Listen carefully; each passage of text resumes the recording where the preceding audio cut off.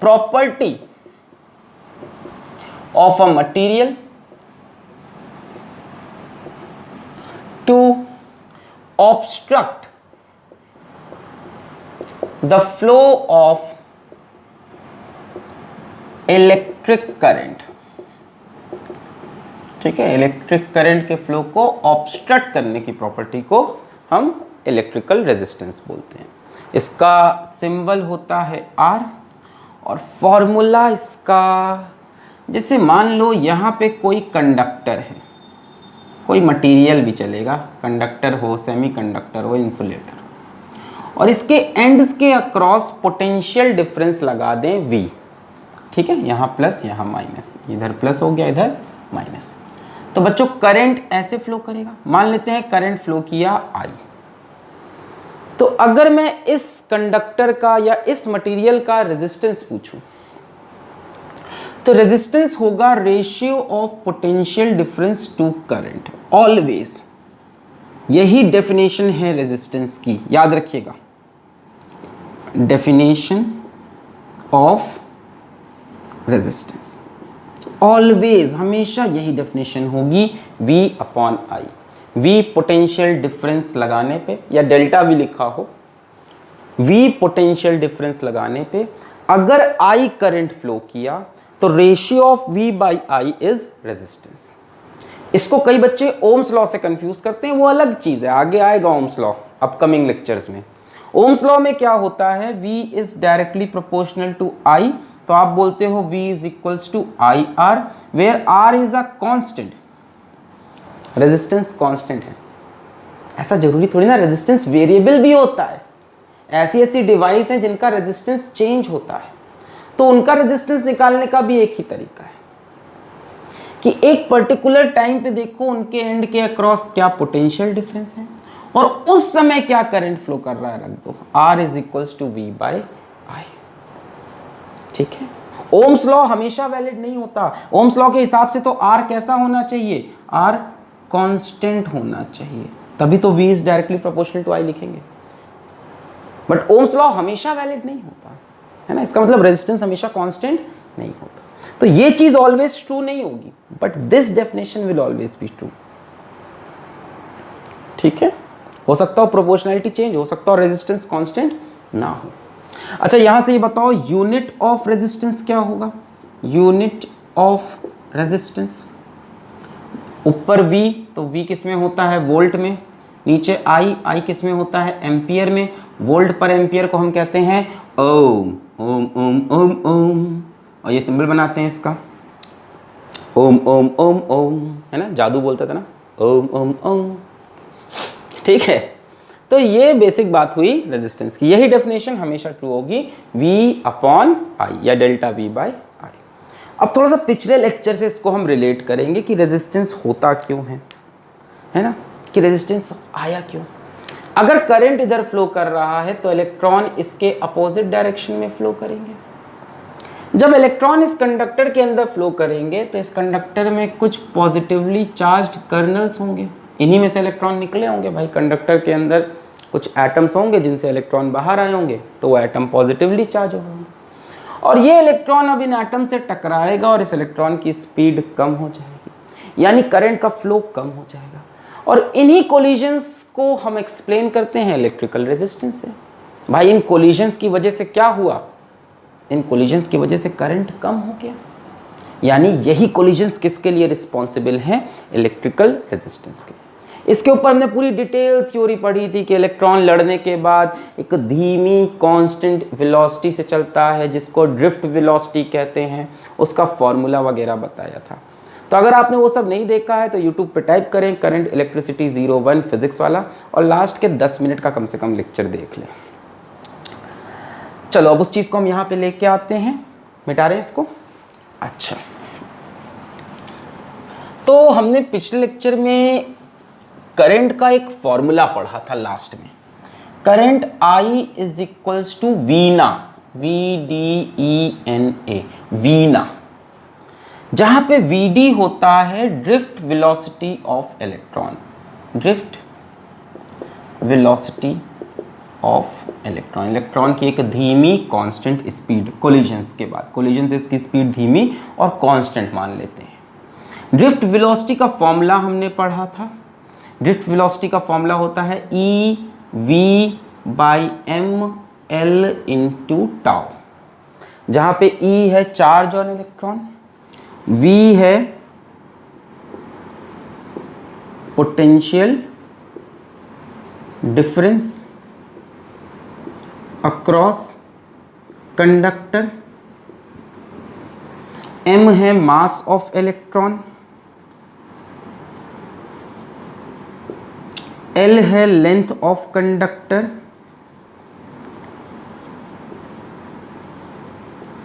और टाउ होता है एवरेज रिलैक्सेशन टाइम। ठीक है, तो ड्रिफ्ट वेलोसिटी क्या है? एक स्मॉल कांस्टेंट वेलोसिटी है जिससे इलेक्ट्रॉन चल रहा है after collisions. V potential difference across conductor, जैसे मान लो ये कंडक्टर है तो इसके एंड्स के अक्रॉस पोटेंशियल डिफरेंस v है, इसकी लेंथ l है, m मास ऑफ इलेक्ट्रॉन है, टाउ एवरेज रिलैक्सेशन टाइम। ये क्या है? जैसे मान लो ये इलेक्ट्रॉन है और आके यहाँ किसी पॉजिटिव कर्नल से कोलाइड किया, इसके बाद इधर आके दूसरे कर्नल से कोलाइड किया। इन दो सक्सेसिव कोलिजन के बीच में इलेक्ट्रॉन थोड़ी देर आराम किया कि अभी हमें कोलिजन नहीं करना। इस आराम वाले पीरियड को हम बोलते हैं रिलैक्सेशन टाइम टाउ। इसके बाद फिर जाके अगला कोलिजन करेगा। ये जो आराम किया बिटवीन टू सक्सेसिव कोलिजन, इसको हम बोलते हैं रिलैक्सेशन टाइम। रिलैक्स करो, अभी कोलिजन नहीं हो रहा, टाउ। अब ऐसे बहुत से इलेक्ट्रॉन है अंदर, है ना भाई, इलेक्ट्रॉन तो बहुत ढेर सारे होते हैं इसके अंदर। तो उन सभी इलेक्ट्रॉन्स के रिलैक्सेशन टाइम का जो एवरेज होता है उसको बोलते हैं एवरेज रिलैक्सेशन टाइम। समझ में आ गया? Time period between two successive collision, और सारे इलेक्ट्रॉन्स का एवरेज कर दिया तो एवरेज रिलैक्सेशन टाइम। ये थी ड्रिफ्ट वेलोसिटी की कहानी। फिर आते हैं E, charge of electron. N का भी इंपॉर्टेंस है बच्चों। एन होता है number of free electron per unit volume. N total number of electron नहीं है, number of free electron per unit volume.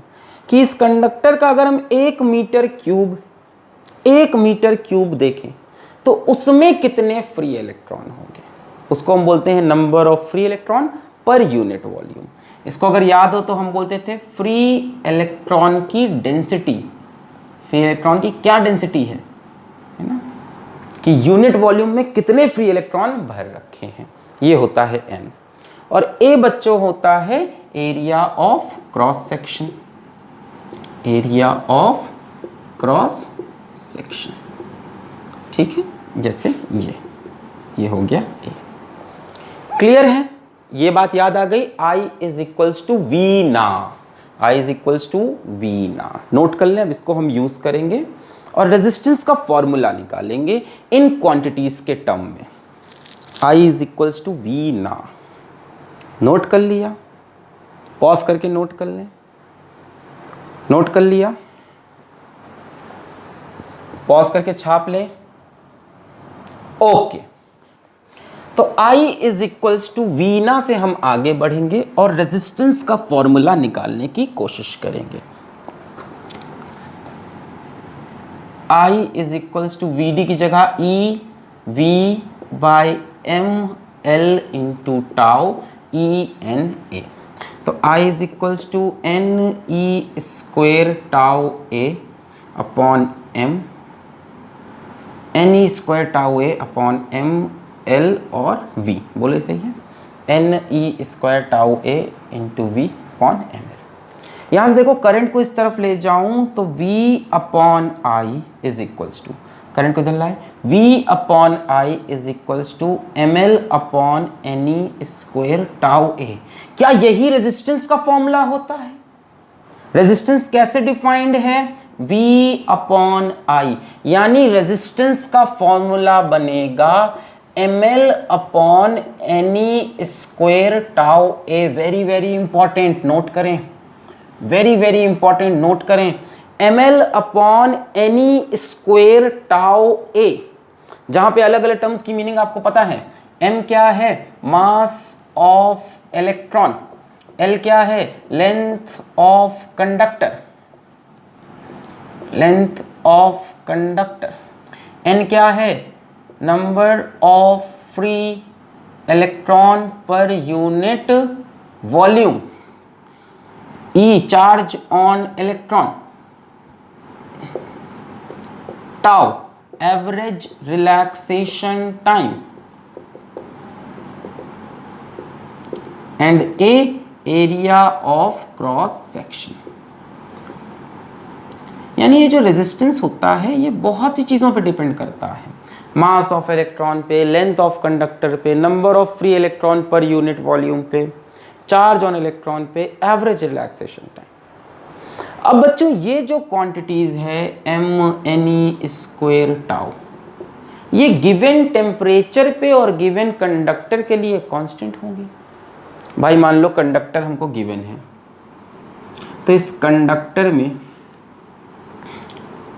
एक कंडक्टर मान लो हमें गिवन है, तो इस कंडक्टर में जो मास ऑफ इलेक्ट्रॉन होगा वो कांस्टेंट है, number of free electron per unit volume constant रहेंगे, है ना, चार्ज ऑन इलेक्ट्रॉन कांस्टेंट रहेगा, एवरेज रिलैक्सेशन टाइम कांस्टेंट रहेगा। क्या चीज़ हम इसकी चेंज कर सकते हैं, लेंथ और एरिया, बाकी सब चीज़ें तो कंडक्टर का मटेरियल का प्रॉपर्टी है ना। कोई मटेरियल दे दिया तो उसके अंदर number of free electron per unit volume तो उस मटेरियल की प्रॉपर्टी है।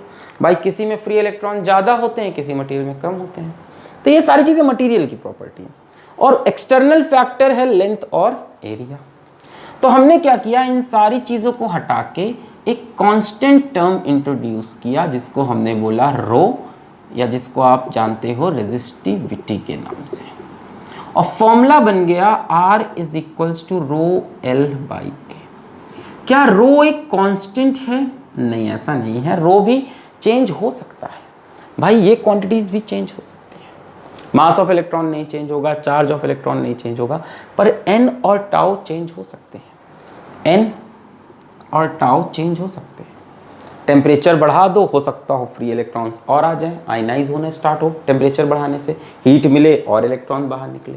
टेम्परेचर बढ़ाओगे कोलिजन्स जल्दी जल्दी होंगे, टेम्परेचर बढ़ाओगे कोलिजन ज़्यादा जल्दी जल्दी होंगे, यानी रिलैक्सेशन टाइम कम हो जाएगा। भाई टेम्परेचर बढ़ाने से इलेक्ट्रॉन की काइनेटिक एनर्जी बढ़ेगी, तो धड़ कोलिजन जल्दी जल्दी करेगा और रिलैक्सेशन टाइम कम, यानी टेम्परेचर पे ये दोनों डिपेंड करते हैं।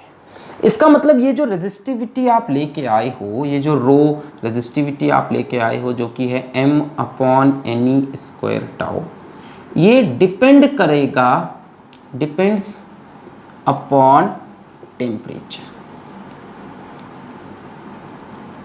और साथ ही साथ मटेरियल पे भी डिपेंड करेगा। भाई किसी मटेरियल पे नंबर ऑफ फ्री इलेक्ट्रॉन्स पर यूनिट वॉल्यूम ज़्यादा, किसी में कम, एंड मटेरियल, ये प्रॉपर्टी ऑफ मटेरियल हो गया। अलग अलग मटेरियल के लिए रो अलग अलग, पर ये जो रो है ये लेंथ और एरिया पे डिपेंड नहीं करता। मतलब ये जो रेजिस्टिविटी है ये किसी गिवन मटेरियल का फिक्स होता है एट अ गिवन टेम्परेचर, जबकि रेजिस्टेंस देखो लेंथ और एरिया पे भी डिपेंड कर रहा है ना। जैसे मान लो कॉपर का एक छोटा वायर लें, कॉपर का एक लंबा वायर लें, तो दोनों का रेजिस्टेंस अलग अलग होगा, पर दोनों की रेजिस्टिविटी सेम होगी। रेजिस्टिविटी डिपेंड करती है मटेरियल पे और टेम्परेचर पे, लेंथ एरिया से कोई लेना देना नहीं। साफ साफ दिख रहा है, R is equals to M L upon N E, ये याद रहना चाहिए, R is equals to M L upon any square tau है। फिर हमने m upon any square tau को क्या मान लिया, रो, कांस्टेंट चीज़ों को रो, रेजिस्टिविटी। हाँ ये भी वेरिएबल है, डिपेंड करता है टेम्परेचर पे, पर लेंथ एरिया से कोई लेना देना नहीं। एक बार आपने मटेरियल फिक्स कर दिया, एक बार टेम्परेचर फिक्स कर दिया, रो फिक्स हो गया, पर रेजिस्टेंस फिक्स नहीं हुआ, है ना। हमने आपके हाथ में कॉपर दिया, आपने कॉपर का क्यूब बनाया, आपने कॉपर का स्फीयर बनाया, कॉपर का सिलेंडर बनाया, कुछ बनाया, सबकी resistivity at a given temperature same होगी, रेजिस्टेंस अलग अलग होगा, वो लेंथ एरिया पे डिपेंड करता है। Resistivity do not depend on shape and size, depends upon temperature and material, it is a property of material. Resistivity की फील आई आज, पढ़ा था 10th में कि मटेरियल की प्रॉपर्टी होती है, समझ में आया क्या है? Mass of electron upon number of free electron per unit volume, charge of electron का स्क्वायर और average relaxation time. Temperature change करने पे ये फैक्टर्स भी चेंज हो सकते हैं और मटेरियल चेंज करने पे भी ये फैक्टर चेंज हो सकते हैं। क्लियर है? नोट करें, नोट करिए ये चीज़, पॉज करिए, बस हो गया। अब इसके बाद क्वेश्चंस करेंगे, नोट कर लें। इसकी यूनिट की बात करें, रेजिस्टिविटी की यूनिट की बात करें, यूनिट ऑफ रो कहाँ से निकालोगे? यहाँ से देखो यूनिट आ जाएगी RA/L, RA/L। R होगा ओम में, एरिया मीटर स्क्वायर, नीचे मीटर कैंसिल, यानी ओम मीटर SI यूनिट। सही है? RA/L, R हो गया ओम में, मीटर स्क्वायर और लेंथ मीटर, ओम मीटर। क्लियर है? इसके बाद अगले लेक्चर में कुछ और टर्म्स आएंगे, कंडक्टिविटी आएगा, कंडक्टेंस आएगा, आज नहीं पढ़ा रहे। अभी इसमें रेजिस्टेंस और रेजिस्टिविटी पे ध्यान दो। रेजिस्टेंस लेंथ एरिया पे डिपेंड करता है, रेजिस्टिविटी लेंथ एरिया पे डिपेंड नहीं करता। मटेरियल की प्रॉपर्टी इन चीज़ों पे डिपेंड करता है, और ये चीज़ें सिर्फ मटेरियल पे और टेम्परेचर पे। रेजिस्टेंस भी टेम्परेचर पे डिपेंड करेगा, मटेरियल पे भी डिपेंड करेगा, बट साथ में लेंथ और एरिया पे भी। मिटा रहे? नोट कर लिया? Okay.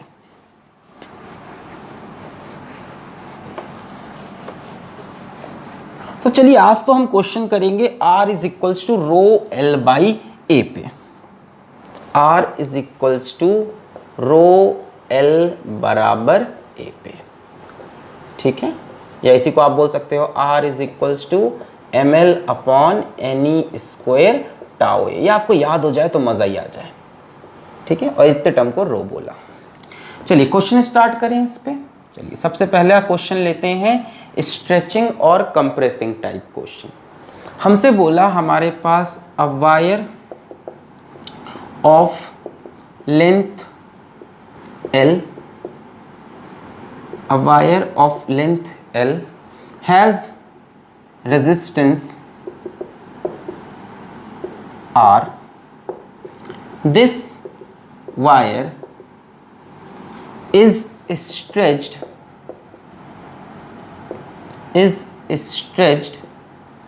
to twice its original length. Find the new resistance. तो एक इस तरह के क्वेश्चन होते हैं जिसमें वायर को खींच के या बीट करके, ऐसा भी लिखा होता है wire is beaten to stretch it length, है ना? पीट के उसकी लेंथ बढ़ा दी या कई बार कंप्रेस कर दिया, और पूछता है नया रेजिस्टेंस क्या होगा। पॉज करके ट्राई कर लें एक बार। Double its original length, what will be the new resistance? चलिए चार ऑप्शन भी दे देते हैं, ABCD। 2R, R बराबर 2, 4R, R बराबर 4। ट्राई कर ले। चलिए मैं करूं, पॉज करके ट्राई कर लिया। चलो इनिशियली मान लेते हैं ये हमारा वायर है, इसकी लेंथ L है, इसका एरिया ऑफ क्रॉस सेक्शन दे रखा है, नहीं दे रखा, चलो उसको A मान लेते हैं, और इसकी रेजिस्टिविटी को रो मान लेते हैं, ये भी नहीं दे रखा है, मान लिया। यहाँ से R का फॉर्मूला बनेगा रो L बराबर A। फिर हमने इसको स्ट्रेच किया, खींच के लंबा किया, ठीक है? हमने इसको खींच के डबल कर दिया ओरिजिनल लेंथ का। तो यार जब डबल करोगे तो ये पतला भी तो हो जाएगा, इसका एरिया भी तो कम होगा। अरे वॉल्यूम तो उतना ही है ना अपने पास, खींचोगे तो ऐसे जैसे आटे की लोई ऐसे खींचो तो पतली हो जाती है। तो इसकी लेंथ तो 2L हो गई, पर इसका एरिया नहीं पता, लेट इट बी A', और डेफिनेटली A से कम होगा। रेजिस्टिविटी के बारे में क्या ख्याल है? रेजिस्टिविटी रो mne स्क्वायर टाउ, ये सब तो चेंज नहीं हुए। मास of electron, number of free electron per unit volume, average, ये सब चीजें तो प्रॉपर्टी ऑफ मटेरियल है, कुछ भी चेंज नहीं हुआ, यानी यहाँ पे भी रेजिस्टिविटी रहेगी रो। अब नया रेजिस्टेंस बोल दो R' is equals to rho into 2L upon A'। ये रेजिस्टेंस का फॉर्मूला है, rho L by A, length हो गई 2L, एरिया हो गया A'। अब A' निकालना पड़ेगा। एक बात बताओ, यहाँ से यहाँ जाते वक्त वॉल्यूम तो कांस्टेंट रहेगा, भाई जितना ये वॉल्यूम है खींच के उसी वॉल्यूम को आपने ऐसे, अब इसी का मोटा वायर बनाओ, इसी का पतला वायर बनाओ, वॉल्यूम तो सेम रहेगा। तो ऐसे क्वेश्चन में वॉल्यूम कंजर्वेशन यूज करेंगे, वॉल्यूम विल रिमेन सेम, यानी volume initial is equals to volume final. Volume initial क्या हो जाएगा, area into length, volume final क्या हो जाएगा, ए डैश इंटू 2l। यहाँ से दिख रहा है ए डैश हो जाएगा ए बराबर 2, ए डैश हो जाएगा ए बराबर 2। तो लेंथ को डबल किया तो एरिया हाफ हो गया, कि वॉल्यूम होता है एरिया इंटू लेंथ। एक चीज को डबल करोगे दूसरी चीज हाफ हो गई, ताकि वॉल्यूम सेम रहे। तो ए डैश मिल गया a बाई 2, तो rho into 2l upon a by 2। यहाँ से r dash is equals to rho, ये 2 ऊपर आ जाएगा, तो 4 रो l बाई, बोलो सही है। और रो l बाई a की वैल्यू कितनी है, r, यानी r dash is equals to 4r। तो रेजिस्टेंस 4 गुना हो जाएगा, option C is correct. Clear है। लेंथ को डबल करने पे रेजिस्टेंस 2 गुना नहीं बढ़ता, 4 गुना बढ़ता है। ऐसा लगता है कि R is proportional to L, तो लेंथ डबल करने पे रेजिस्टेंस डबल, पर ऐसा नहीं। लेंथ डबल करने पे रेजिस्टेंस 4 गुना बढ़ा, लेंथ डबल करने पे एरिया भी तो हाफ हुआ, और एरिया हाफ होने से भी रेजिस्टेंस 2 गुना बढ़ा। लेंथ डबल से 2 गुना, एरिया हाफ से 2 गुना, टोटल 4 गुना। दिमाग में बस गई वाली चीज, कहानी समझ में आ गई, वॉल्यूम सेम कर देना है। लेंथ डबल करोगे एरिया हाफ, लेंथ ट्रिपल करोगे एरिया a बाई 3, लेंथ 4 गुना बढ़ाओगे एरिया a बाई 4। भाई लेंथ इंटू एरिया से वॉल्यूम आना है, इसको जितने गुना बढ़ाओगे एरिया इतने गुना कम। समझ में आ गया। एक और क्वेश्चन करा दें, बस एक और कराएंगे। चल, इसको करने का एक शॉर्टकट भी होता है, भी बता देंगे लास्ट में, एक खींचने और दबाने वाले सवाल का। इसके बाद अभी बढ़िया सवाल आएंगे towards the end of lecture, भी थोड़ा हल्के के सवाल करा रहे हैं। क्वेश्चन नंबर 2 ऐसा ही सवाल है, ठीक है। हमारे पास a wire of resistance R is compressed to half of its original length. Find its new resistance. ठीक है, ऑप्शन वही है, इस बार कंप्रेस कर दिया, दबा दिया। ऑप्शन वही है 2R R by 2 4R R by 4, compress to half its original length. Try करें, सेम लॉजिक लगाना है, ट्राई करें एक बार, किया जाए। ओके, यहां मान लेते हैं, मैं करने जा रहा हूं, ओके, पॉज करके कर लो।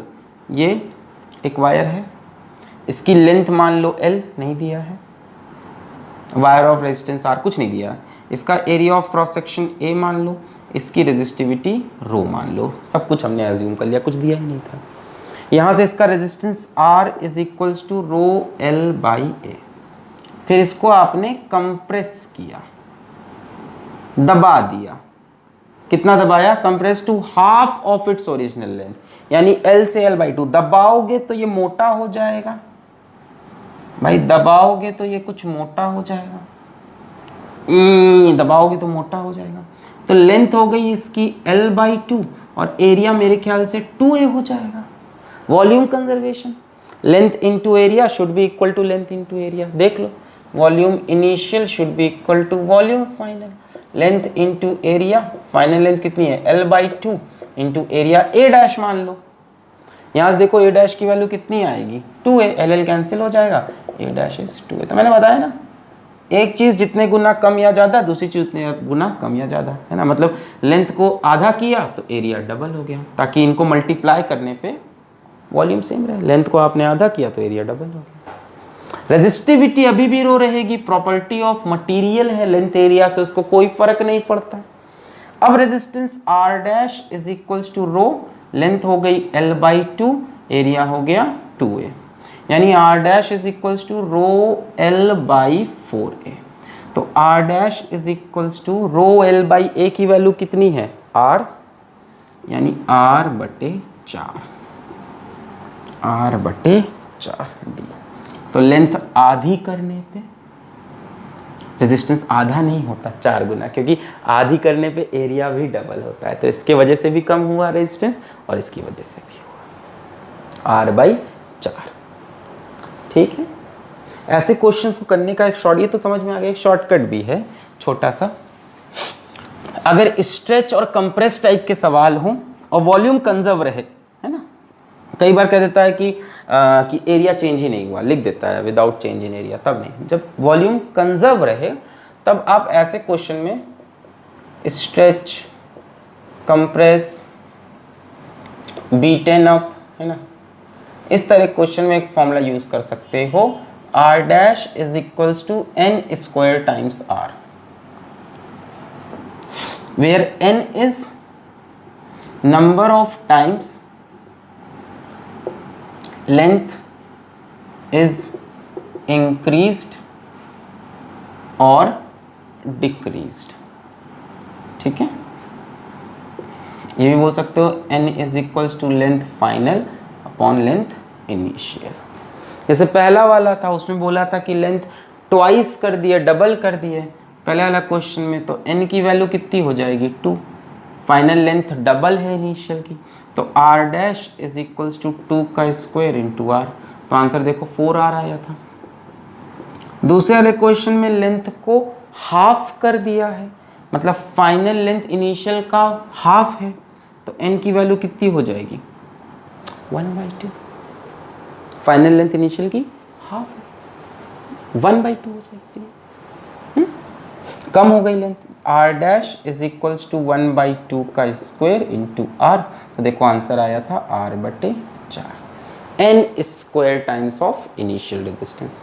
जब भी लेंथ खींच के बढ़ाए या कंप्रेस करने के सवाल दे, n क्या है final length upon initial.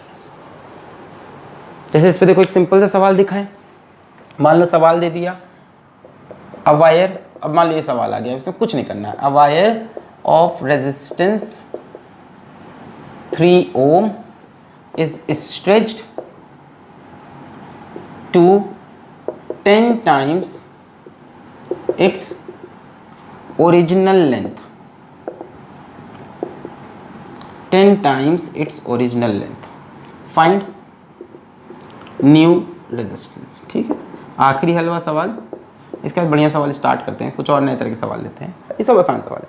Find its new resistance, stretch किया है तो r dash is equals to n square times r, कितने टाइम स्ट्रेच कर दिया है 10 टाइम्स, तो n की वैल्यू हो गई 10, तो 10 का स्क्वायर और इनिशियल रेजिस्टेंस कितना है 3, फाइनल आंसर विल बी 300 ओम। खत्म,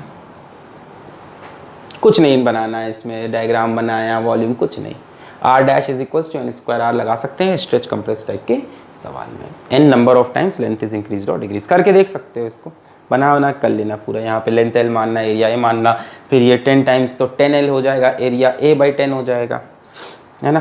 तो लेंथ 10 गुना बढ़ी, इससे रेजिस्टेंस 10 गुना बढ़ेगा, और एरिया 10 गुना घटा, इससे भी रेजिस्टेंस 10 गुना बढ़ेगा, तो 10 × 10 100 गुना बढ़ गया, तो 100 × 3 300। क्लियर है? अच्छा, जरा कुछ दूसरे टाइप के सवाल लेते हैं, जिसमें हम अलग अलग शेप के कंडक्टर आपको देंगे और आपको उसका रेजिस्टेंस निकालना होगा। पहले आसान सा सवाल लेते हैं सीरीज का, बहुत ही इजी सवाल। मान लीजिए हमारे पास यहाँ पे एक क्यूब है,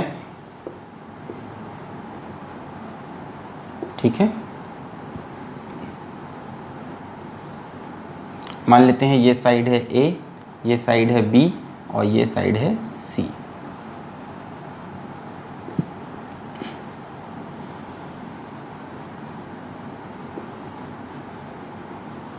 A, B and C।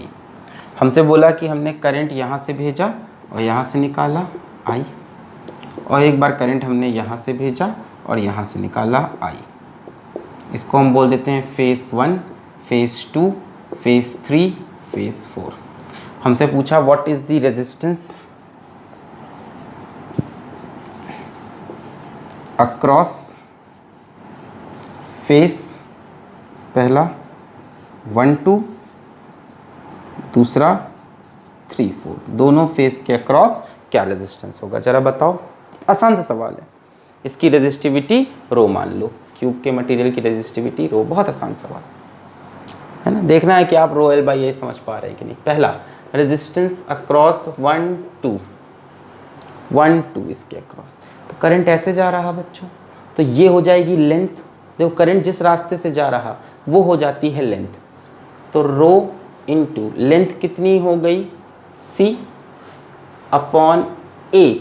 Area कौन सा लोगे, करंट के परपेंडिकुलर क्रॉस सेक्शन ऐसे जा रहा, तो ये एरिया लेंगे आप, करंट ऐसे पास कर रहा है, ये एरिया कितना हो जाएगा, ये कितना है ए, ये कितना है बी, तो एरिया हो जाएगा ए बी।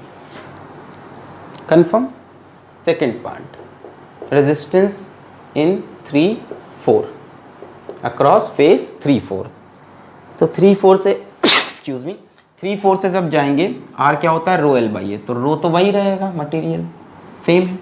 लेंथ कौन सी हो जाएगी, जिसके अलोंग करंट फ्लो कर रहा है, तो लेंथ इस बार क्या हो गई B upon cross section, current के परपेंडिकुलर क्रॉस सेक्शन, ये एरिया कितना हो जाएगा ए इंटू सी, इसी से करंट फ्लो कर रहा है ना, ये वाला, ये कितना है ए, ये कितना है सी, तो ए इंटू सी।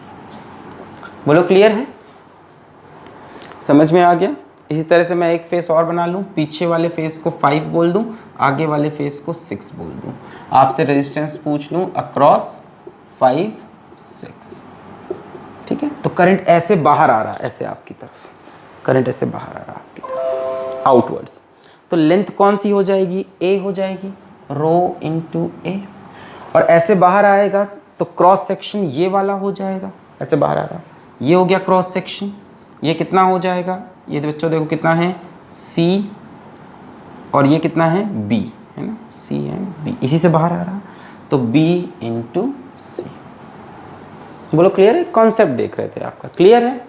लेंथ एरिया समझ में आ गया कैसे रखते हैं, लेंथ रखते हैं अलोंग द करंट और एरिया रखते हैं परपेंडिकुलर टू करंट। मिटा रहे हैं इसको, अच्छा हलवा सवाल।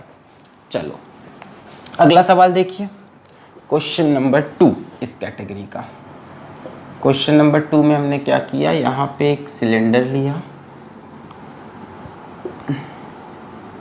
और यहाँ पे एक सिलेंडर लिया, हॉलो सिलेंडर, ठीक है। यहाँ मटेरियल है और बीच में मटेरियल नहीं है, कैसा सिलेंडर है, हॉलो सिलेंडर, ठीक है। यहाँ बीच में कोई मटेरियल नहीं है, यहाँ मटेरियल भरा है, यहाँ मटेरियल भरा है। इसका हमको रेडियस बोला ये वाला है मान लो R1 और बाहर वाला रेडियस हमको बोल दिया R2, ठीक है। तो हमको बोल दिया inner radius is R1 and outer radius is R2, length इसकी हमको बोल दी L और रेजिस्टिविटी हमको कह दी रो है, और करंट फ्लो कर रहा है ऐसे आई, ऐसे आई, समझ रहे हो। बीच में तो इसमें एयर है या वैक्यूम है, उससे तो करंट फ्लो नहीं करेगा, जहाँ जहाँ मटेरियल है कंडक्टर का वहाँ से करंट फ्लो कर रहा है, समझ रहे हो। कि जैसे मान लो ये बीच से खोखला है और इसके ऊपर ऐसे, तो इतने पार्ट्स में से करंट फ्लो कर रहा है, इसमें से शेड, अगर हम इसको शेड कर लें, हॉलो सिलेंडर समझते हो ना, यहाँ जो थिकनेस है इसमें करंट, इस थिकनेस में करंट फ्लो कर रहा है, तो हमें निकालना है इसका रेजिस्टेंस। बताओ क्या हो जाएगा, R is equals to rho L by A. तो लेंथ कितनी है, लेंथ कौन सी लोगे, जो करंट के अलोंग होती है, अलोंग लेंथ कितनी है, ये लेंथ कितनी दे रखा है L, तो यही ले लोगे रो L। और एरिया कितना लोगे इस बार ये बताओ, किस एरिया में से करंट पास कर रहा है, इस क्रॉस सेक्शन से, है ना। इसको बाहर बना के देखो A, इसमें से इसी में से तो करंट पास कर रहा है, ऐसे डॉट बना दिया, डॉट बना दिया कि करंट ऐसे बाहर आ रहा है, या क्रॉस बना दो कि करंट ऐसे अंदर जा रहा है, डॉट या क्रॉस दिखाता है कि प्लेन के अंदर या प्लेन के बाहर। तो ये एरिया है जिसमें से करंट पास कर रहा है, यहाँ से ऐसे खचक खचक खचक।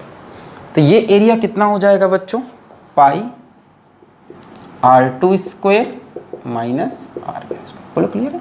जितनी दूर पे मटेरियल है, जितनी जगह पे वही एरिया तो रखोगे, इसी मटेरियल में से तो करंट पास कर रहा है, इस कंडक्टर में से, तो इसका क्रॉस सेक्शन एरिया कितना हो गया, पाई r2 square minus r1 square, और ये आ गया इसका रेजिस्टेंस। आसान था, एक अच्छा सवाल लें। चलो question number 3, question number 3 and 4 will be the best question of today's class। Question number 3, चलो अब देखते हैं ये कौन करता है। इसके पहले तो सारे सवाल हल में थे। मान लो ये वही हॉलो सिलेंडर है, सेम हॉलो सिलेंडर, अभी फिर से inner radius is r1, outer radius is r2 and length of cylinder is L and resistivity is rho। अब सुनो हुआ क्या कि करंट इस सिलेंडर की एक्सिस से, ठीक है, करंट कहां से, इस सिलेंडर की एक्सिस से बाहर की तरफ निकल रहा है, ऐसे, ठीक है। पिछली बार लेंथ के पैरेलल था, इस बार लेंथ के परपेंडिकुलर करंट फ्लो कर रहा, ठीक है। दिमाग में नहीं जा रहा तो इसको खड़ा कर लो, सिलेंडर को ऐसे सीधा कर लो, करंट ऐसे बाहर आ रहा, ऐसे बाहर आ रहा, ऐसे बाहर आ रहा, ऐसे बाहर आ रहा, पूरे कर्व्ड सरफेस एरिया से करंट ऐसे बाहर निकल रहा है। अब हमसे कहा फाइंड रेजिस्टेंस, फाइंड रेजिस्टेंस। लगाओ दिमाग, सोचो कैसे करेंगे, लगाओ दिमाग भाई इस पे। बताओ, कर्व्ड सरफेस से करंट बाहर आ रहा, ओए होए होए ये कैसे होएगा सर जी, ओए होए होए। तो देखो भाई क्या करें क्या करें क्या करें, दिक्कत क्या है, दिक्कत ये समझो कि एक तो एरिया लगातार चेंज हो रहा है। देखो करंट यहाँ तक आया तो ये कर्व सरफेस एरिया था, और दूर गया तो कर्व सरफेस एरिया और बढ़ गया, और दूर गया तो कर्व सरफेस एरिया और बढ़ गया। भाई एरिया कर्व सरफेस ही तो लोगे, करंट के परपेंडिकुलर, क्रॉस सेक्शन मतलब करंट के परपेंडिकुलर। जब करंट यहाँ से पास कर रहा है इतनी दूर से, तो ये क्रॉस सेक्शन एरिया हुआ कर्व सरफेस, फिर और दूर करंट गया तो क्रॉस सेक्शन एरिया फिर बढ़ गया। लगातार चेंज हो रहा है ना कर्व सरफेस एरिया, करंट जैसे जैसे आगे जा रहा है। वेरिएबल एरिया है ना, क्या किया जाए, कुछ इंटीग्रेशन वगैरह करना पड़ेगा। हम एक काम करते हैं, यहाँ से r डिस्टेंस पे जाके एक थिन सिलेंडर काट के बाहर लाते हैं, एलिमेंटल सिलेंडर, है ना। जैसे मान लो हमने क्या किया, यहाँ सामने से फ्रंट व्यू देखो, इधर से व्यू देखो, साइड व्यू देखो, ये हम यहाँ से r डिस्टेंस पे जाके एक एलिमेंटल सिलेंडर काट लाते हैं, इसी से कुछ काम बनेगा हमारा, ठीक है।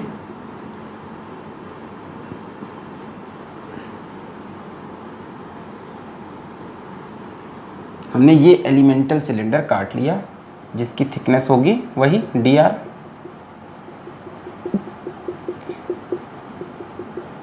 ठीक है, dr थिकनेस का, ठीक है। इसको देखना चाहो तो ऐसे देखो, ऐसे कट के बाहर आया,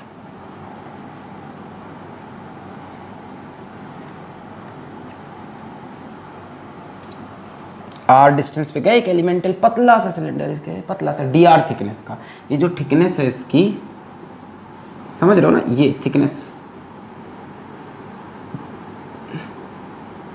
ये dr है, ठीक है।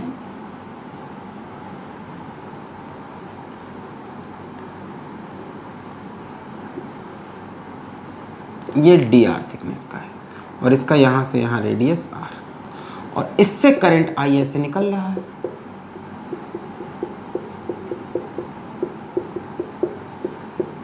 ठीक है। फील आया?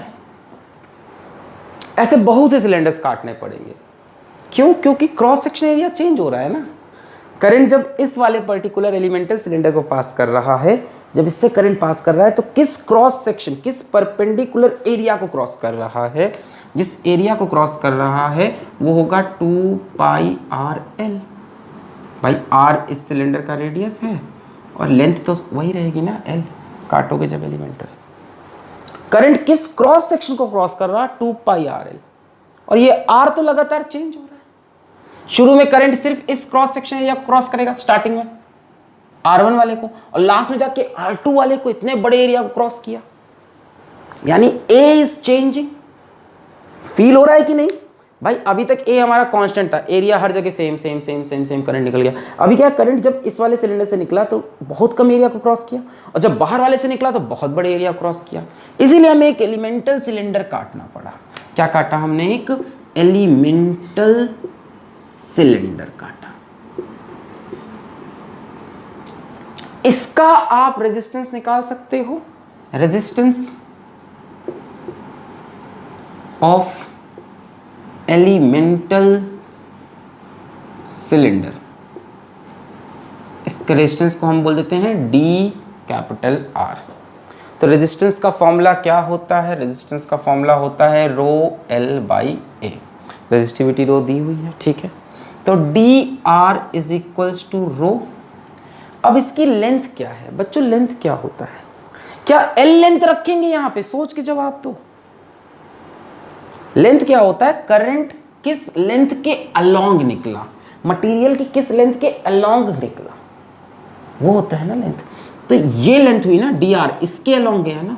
जैसे जब ऐसे हम लेते थे, करंट ऐसे जाता था, तो हम लेंथ ये लेते थे ना, किसके अक्रॉस करंट निकला।